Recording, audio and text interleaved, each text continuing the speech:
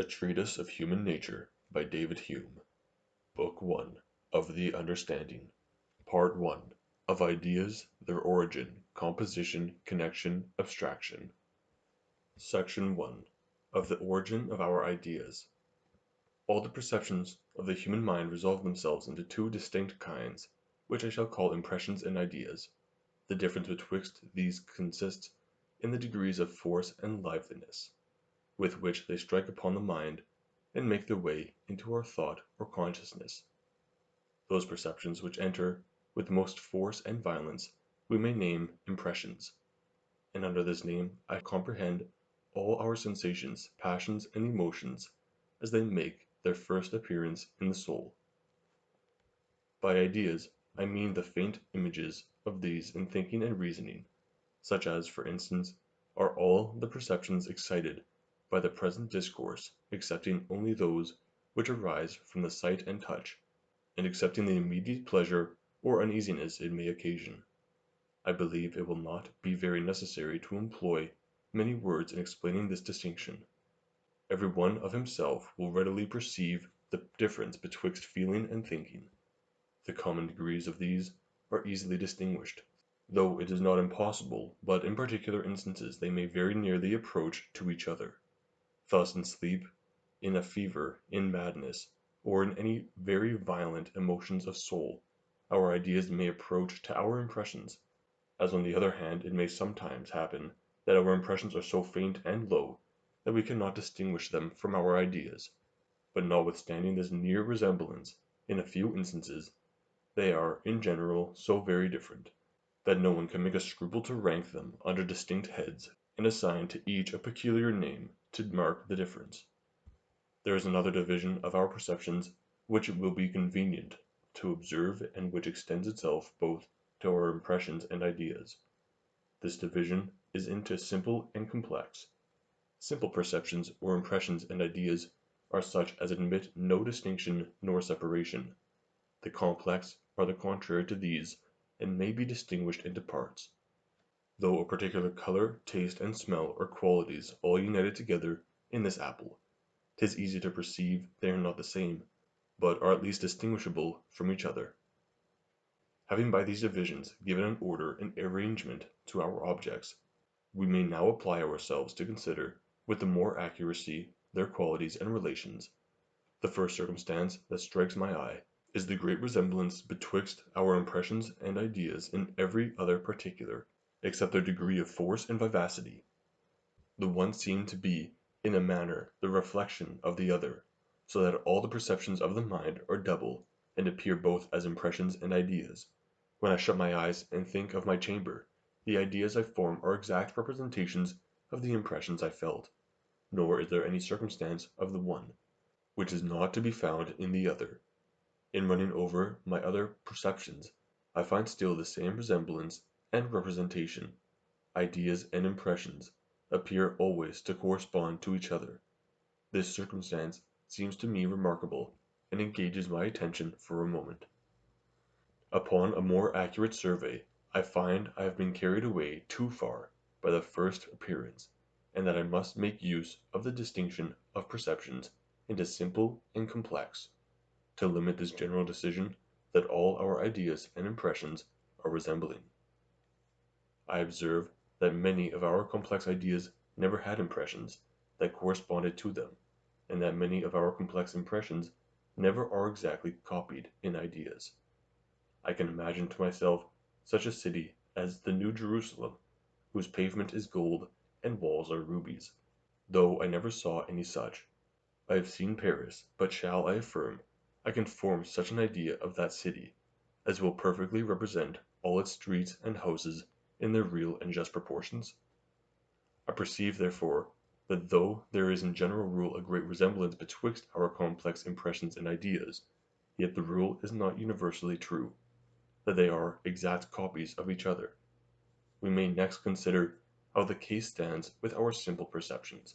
After the most accurate examination, of which I am capable, I venture to affirm the rule here holds without any exception, and that every simple idea has a simple impression which resembles it, and every simple impression a correspondent idea. that idea of red which we form in the dark, and that impression which strikes our eyes in sunshine, differ only in degree, not in nature.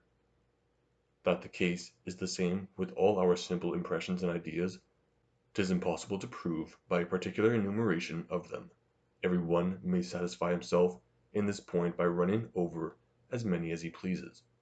But if any one should deny this universal resemblance, I know no way of convincing him, but by desiring him to show a simple impression that has not a correspondent idea, or a simple idea that has not a correspondent impression. If he does not answer this challenge, as 'tis certain he cannot, we may from his silence and our own observation establish our conclusion. Thus we find that all simple ideas and impressions resemble each other, and, as the complex are formed from them, we may affirm in general that these two species of perception are exactly correspondent. Having discovered this relation, which requires no farther examination, I am curious to find some other of their qualities. Let us consider how they stand with regard to their existence, and which of the impressions and ideas are causes and which effects. The full examination of this question is the subject of the present treatise, and therefore we shall here content ourselves with establishing one general proposition, that all our simple ideas in their first appearance are derived from simple impressions, which are correspondent to them, and which they exactly represent. In seeking phenomena to prove this proposition, I find only those of two kinds, but in each kind the phenomena are obvious, numerous, and conclusive. I first make myself certain, by a new review, of what I have already asserted, that every simple impression is attended with a correspondent idea, and every simple idea with a correspondent impression. From this constant conjunction of resembling perceptions, I immediately conclude that there is a great connection betwixt our correspondent impressions and ideas, and that the existence of the one has a considerable influence upon that of the other.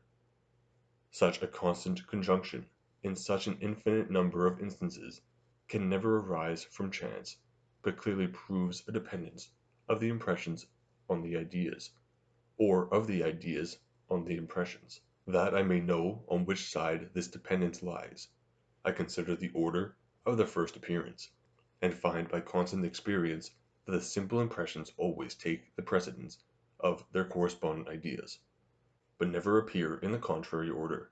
To give a child an idea of scarlet or orange, of sweet or bitter, I present the objects, or, in other words, convey to him these impressions, but proceed not so absurdly as to endeavor to produce the impressions by exciting the ideas. Our ideas upon their appearance produce not their correspondent impressions, nor do we perceive any color, or feel any sensation merely upon thinking of them. On the other hand, we find that any impressions either of the mind or body is constantly followed by an idea, which resembles it, and is only different in the degrees of force and liveliness.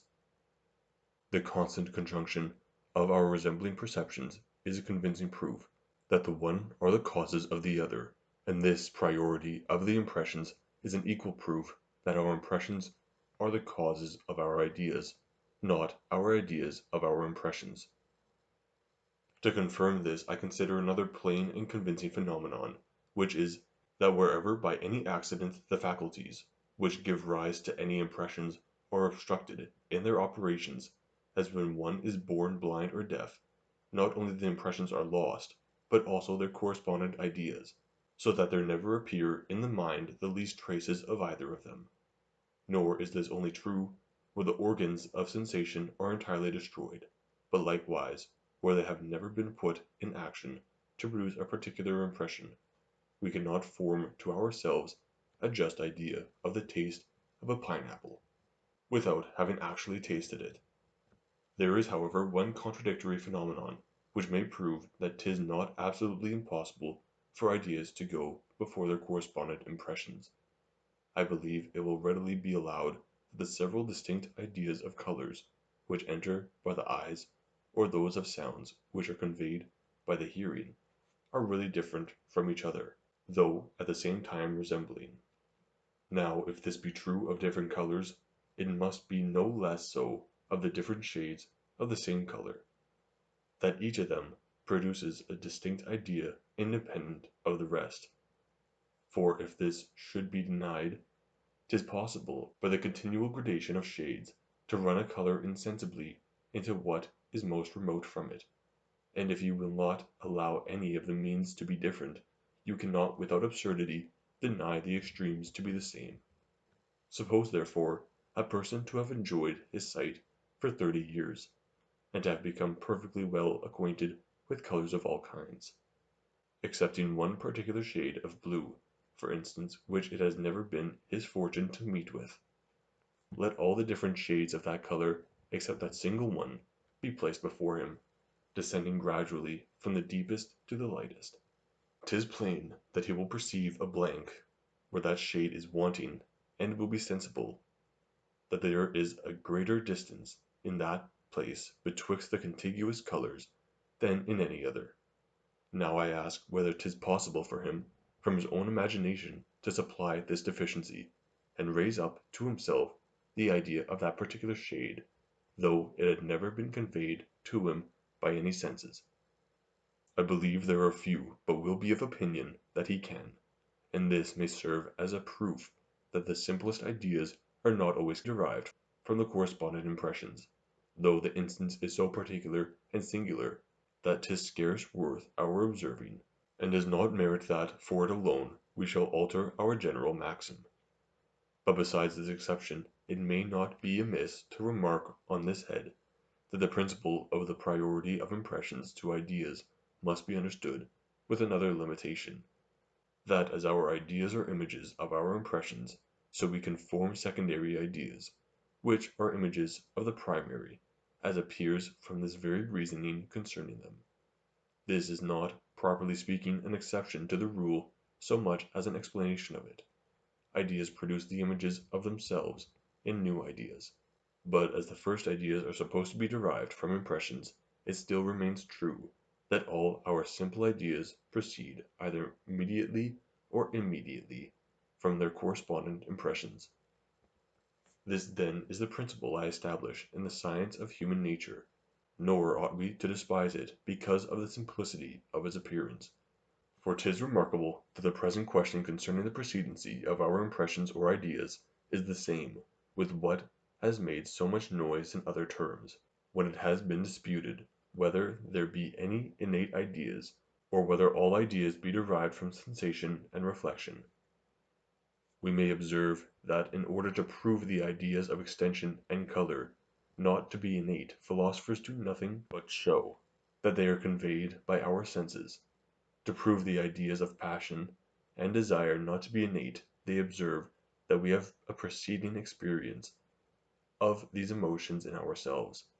Now, if we carefully examine these arguments, we shall find that they prove nothing but that ideas are preceded by other more lively perceptions, from which they are derived, and which they represent. I hope this clear stating of the question will remove all disputes concerning it, and will render this principle of more use in our reasonings than it seems hitherto to have been.